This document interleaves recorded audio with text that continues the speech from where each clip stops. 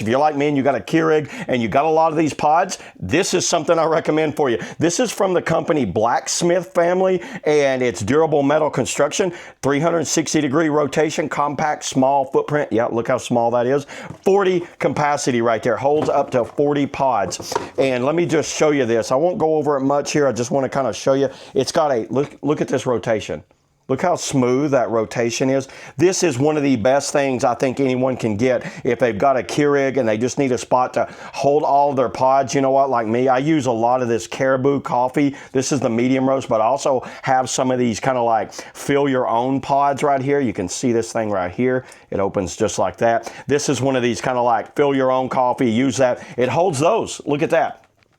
Holds those in place and the different types of pods, and you could just sit here, put it down beside the Keurig, rotate it around in the morning, grab what you need, use it, and then toss it, and you are good to go. So I looked around a lot of different ones, and this was the best one I found for the price and for like what it is. I think it's a perfect option for anyone that has a lot of pods for their Keurigs. So yeah, there it is, everybody. That's all I got on the BLACKSMITH family, 40 Carousel pod holder. See y'all in the next video.